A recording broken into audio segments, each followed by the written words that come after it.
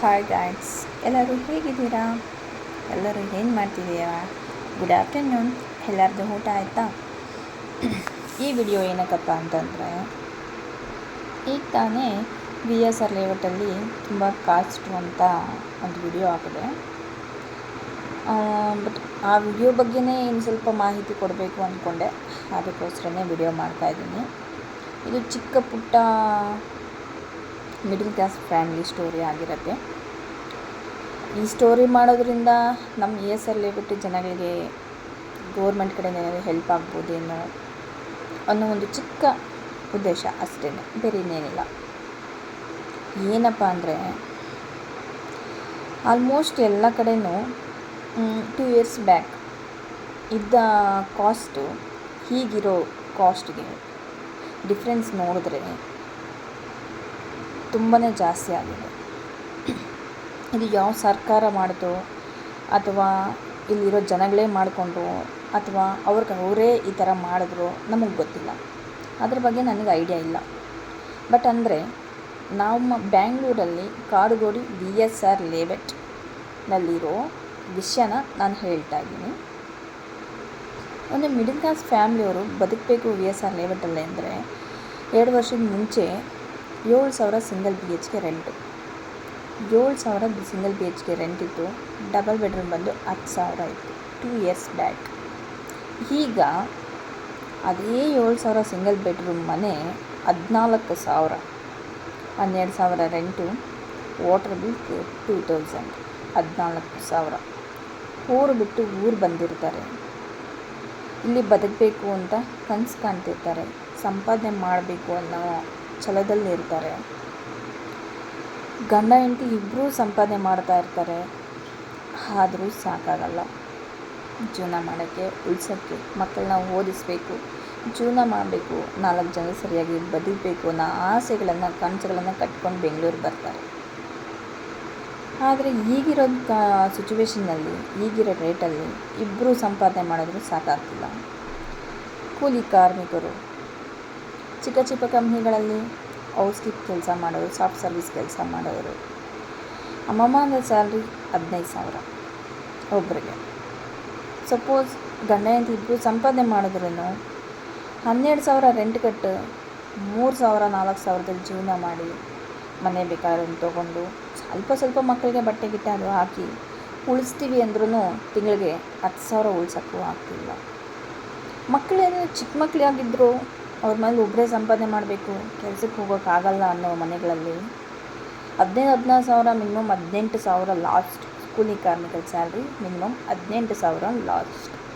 PF ESI ಎಲ್ಲ ಕಟ್ಟಾಗಿ 18,000 ಕೈಗೆ ಬರುತ್ತೆ. ಅವ್ರು ಹೇಗೆ ಬದುಕಬೇಕು?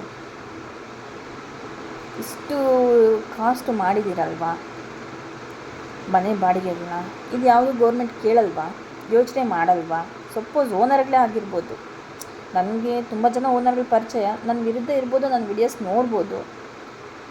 ಒಬ್ಬರು ಹೊಟ್ಟೆ ಮೇಲೆ ಹೊಡೆದು ನೀವು ದುಡ್ಡು ಮಾಡ್ಕೊತಾ ಇದ್ದೀರಾ. ಆದರೆ ನೀವು ಯೋಚನೆ ಮಾಡ್ಬೋದಲ್ಲ, ಇವರು ಇಷ್ಟು ಬಡವರು ಆಗಿದ್ದಾರೆ, ಇವ್ರಿಗೆ ಇಷ್ಟು ಕಮ್ಮಿಯಾಗಿ ಇಷ್ಟು ರೇಟ್ಗೆ ನಾನು ಬಾಡಿಗೆ ಕಟ್ಟಿದ್ರೆ ಗುರು ಹೋಗಿದ ತಕ್ಷಣ ಕೇಳ್ತಾರೆ, ಗುರು ನೀವು ಏನು ಕೆಲಸ ಅಂತ. ಡ್ರೈವರು ಅಂದರೆ, ಓ ಡ್ರೈವರಾ, ನಿಮ್ಗೆ ಸಂಪಾದನೆ ಇರಲ್ಲ, ನಮ್ಮ ಮನೇಲಿ ನಿಮಗೆ ಬಾಡಿಗೆ ಬೇಡ ಬಿಡಿ, ಬೇರೆ ಎಲ್ಲಾದರೂ ನೋಡ್ಕೊಳ್ಳಿ ಅಂತಾರೆ. ಗುರು ಏನಾಗಬಾರ್ದು, ಅವರು ಸ್ಪಾಟಲ್ಲೇ ಹೇಳ್ತಾರೆ. ಯಾಕೆ ಹೇಳಿ? ಅವ್ರಿಗೆ ಅಮ್ಮಮ್ಮ ಅಂದರೆ 20,000 ರೂಪಾಯಿ ಒಳಗಡೆ ಬರುತ್ತೆ. ಇಲ್ಲಿ ಬಾಡಿಗೆ ವಾಟ್ರ್ ಬಿಲ್ 12,000-13,000 ಕಟ್ಟಬೇಕು. ಮತ್ತು ಅವ್ರ ಜೀವನ ಏನು ಮಾಡ್ತಾರೆ? ಮಕ್ಕಳನ್ನ ಹೇಗೆ ಓದಿಸ್ತಾರೆ? ನಮಗಿನ್ನೇನು ಕಟ್ತಾರೆ? ಯೋಚನೆ, ಮೆಂಟಾಲಿಟಿ. ಯಾರಾದರೂ ನಿಜವಾಗ್ಲೂ ಒಳ್ಳೆ ಸರ್ಕಾರ ಬಂದು ಸಿಂಗಲ್ ಬೆಡ್ರೂಮ್ ಇಷ್ಟೇ ರೆಂಟ್ ಆಗಿರಬೇಕು, ಇಷ್ಟೇ ಬಾಡಿಗೆ ಆಗಿರಬೇಕು ಅಂತ ರೂಲ್ಸ್ ಏನಾದರೂ ಮಾಡಿದ್ರೆ ನಿಜವಾಗ್ಲೂ ಗುರು ಅದೇ ಸರ್ಕಾರನೇ ಜೀವನ ಪರಂತ ಇರಬೇಕು ಅಂತೇಳಿ ಮಿಡಲ್ ಕ್ಲಾಸ್ ಫ್ಯಾಮಿಲಿ ಎಲ್ಲರೂ ಪ್ರತಿಯೊಬ್ಬರು ಹಾರೈಸ್ತಾರೆ, ಸಪೋರ್ಟ್ ಮಾಡ್ತಾರೆ. ಆ ಸರ್ಕಾರ ಕೆಳಗಡೆ ಬೀಳೋಕ್ಕೆ ಚಾನ್ಸೇ ಇಲ್ಲ. ಆಮೇಲೆ ಇದು ನನ್ನ ಭರವಸೆ. ಯಾಕಪ್ಪ ಅಂದರೆ ಮಿಡಲ್ ಕ್ಲಾಸ್ ಫ್ಯಾಮಿಲಿನ ತುಂಬ ಜನ ನೋಡ್ತಾ ಇದ್ದೀನಿ. ಈ ಏರಿಯಾದಲ್ಲಿ ತುಂಬ ಮನೆಗಳು ಖಾಲಿಯಾಗಿದೆ ಈಗ. ಯಾಕೆ ಹೇಳಿ? ರೇಟ್ ಜಾಸ್ತಿ. ಮೆಟ್ರೋ ಪಕ್ಕದಲ್ಲಿ ಇದೆ, ರೈಲ್ವೆ ಸ್ಟೇಷನ್ ಪಕ್ಕದಲ್ಲಿದೆ, ಸ್ಕೂಲ್ಸ್ ಎಲ್ಲ ಪಕ್ಕದಲ್ಲಿದೆ. ಯಾಕೆ ನಿಮ್ಮ ಕೈಲಿ ಆಗಲ್ಲ ಅಂದರೆ ನೀವು ಬಿಟ್ಟು ಊರಿಗೆ ಹೋಗಿ. ಬೇರೆ ಎಲ್ಲಾದರೂ ಮನೆಗಳು ನೋಡ್ಕೊಳ್ಳಿ. ನಾವಿಷ್ಟೇ. ಈ ಆನ್ಸರ್ಗೆ ಭಗವಂತನೇ ಆನ್ಸರ್ ಮಾಡಬೇಕು. ಇದು ಮಿಡಲ್ ಕ್ಲಾಸ್ ಫ್ಯಾಮಿಲಿ ಲೈಫ್.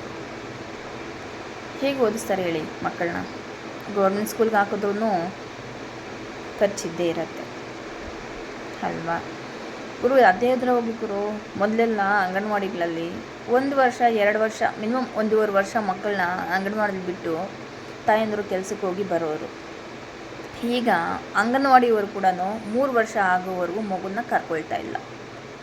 ಅವ್ರು ಹೇಗೆ ಜೀವನ ಮಾಡಬೇಕು ಹೇಳಿ? ಮಕ್ಕಳನ್ನ ನಿಂತ್ಕೊಂಡು ಹೇಗೆ ನಡೆಸ್ಕೋಬೇಕು? ಹೇಗೆ ಬಾಡಿಗೆಗಳು ಕಟ್ಟಬೇಕು? ಈ ESR ಲೇಔಟಲ್ಲಿ ಹೇಗೆ ಬದುಕಬೇಕು? ಅಂದರೆ ಈ ಲೇಔಟಲ್ಲಿರೋರೆಲ್ಲ ಶ್ರೀಮಂತರೇ ಆಗಿರಬೇಕಾ? ದುಡ್ಡಿರೋರೇ ಆಗಿರಬೇಕಾ? ಬಡವರು ಇರಬಾರ್ದಾ? ನನ್ನ ಅನಿಸಿಕೆ ಅನ್ನಿಸ್ತು, ವಿಡಿಯೋ ಮಾಡಿದ್ರೆ ಏನಾದರೂ ಯೂಸ್ ಇರುತ್ತೇನೋ ಅಂತ. ನೋಡೋಣ. ಈ ವಿಡಿಯೋನ ಶೇರ್ ಮಾಡಿ, ಕಾಮೆಂಟ್ ಮಾಡಿ, ನಿಮ್ಮ ಅಭಿಪ್ರಾಯ ಏನು ಅಂತ ತಿಳ್ಕೊಳ್ಳೋಣ. ಈ ಏರಿಯಾದವರು ಯಾರಾದರೂ ಓನರ್ಗಳು ಕೇಳಿಸ್ಕೊಂಡು ಈ ವಿಡಿಯೋನ ನಮ್ಮನ್ನು ಮೊಟ್ಟೆ ಮೇಲೆ ಹೊಡಿತಿದ್ಯಾ ಅಂತ ನಮ್ಮನ್ನು ಬೈದರೂ ಕೂಡ ಪರವಾಗಿಲ್ಲ.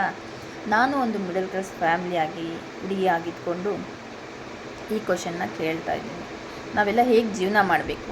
ನೀವೆಲ್ಲ ಎಷ್ಟು ರೇಟ್ ಮಾಡಿದ್ರೆ ನಾವೇನು ತಿನ್ನಬೇಕು? ಬೇಳೆಗಳು ರೇಟು, ತರಕಾರಿಗಳು ರೇಟು, ಮನೆ ಬಾಡಿಗೆಗಳು ರೇಟು. ಮನೇಲಿ ಒಬ್ಬರು ಸಂಪಾದನೆ ಮಾಡಿ ಮನೇಲಿ ಊಟ ಮಾಡಬೇಕಾ? ನಿಮಗೆ ಬಾಡಿಗೆಗಳು ಕಟ್ಟಬೇಕಾ? ಅಥವಾ ನಾವು ಜೀವನ ಮಾಡಬೇಕಾ? ಮಕ್ಕಳನ್ನ ಓದಿಸ್ಬೇಕಾ ಹೇಳಿ? ಗುರು, ಮಗುಗೊಂದು ಚಾಕ್ಲೇಟ್ ಕೊಡಿಸ್ಬೇಕು ಅಂದರೆ 10 ರೂಪಾಯಿ ಬೇಕೇ ಬೇಕು. ಒಂದು ಐಸ್ ಕ್ರೀಮ್ ಕೊಡಿಸ್ಬೇಕು ಅಂದರೆ 30 ರೂಪಾಯಿ ಬೇಕೇ ಬೇಕು. ಇಲ್ಲ, ನನ್ನ ಮಗಳು ಬಡವ್ರ ಮನೇಲಿ ಹುಟ್ಟಿದ್ದಾಳೆ, ನಾನು ಚಾಕ್ಲೇಟ್ ಕೊಡಿಸಲ್ಲ, ಅದು ಕೊಡಿಸಲ್ಲ. 4 ಜನರಲ್ಲಿ ಓಡಾಡ್ತಾರೆ ಗುರು, ಆಸೆ ಪಡ್ತಾರೆ ಮಕ್ಕಳು. ಒಂದು ಮಗು ತಿಂತಾ ಇದ್ದಾರೆ, ಆ ಮಗು ತಿಂತಾರೆ, ನನಗೂ ಬೇಕು ಅಂತಾರೆ.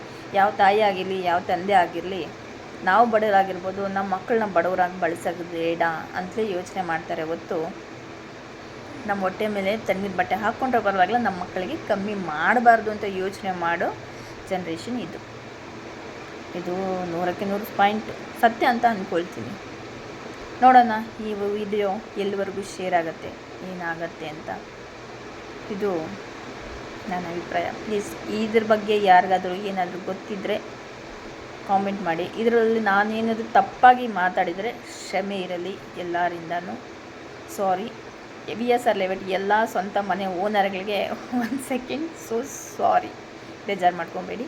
ಯಾಕಂದರೆ ಬಡವರ ಪಾಲಿನಲ್ಲಿ ಬಗ್ಗೆ ನಾನು ಮಿಡಲ್ ಕ್ಲಾಸ್ ಫ್ಯಾಮಿಲಿಯವ್ರ ಲೈಫ್ ಈಗೆಲ್ಲ ಇರುತ್ತೆ ಅನ್ನೋದ್ರ ಬಗ್ಗೆ ಹೇಳ್ತಾ ಇದ್ದೀನಿ ಅಷ್ಟೇ. Thank you for watching. Love you all. Bye.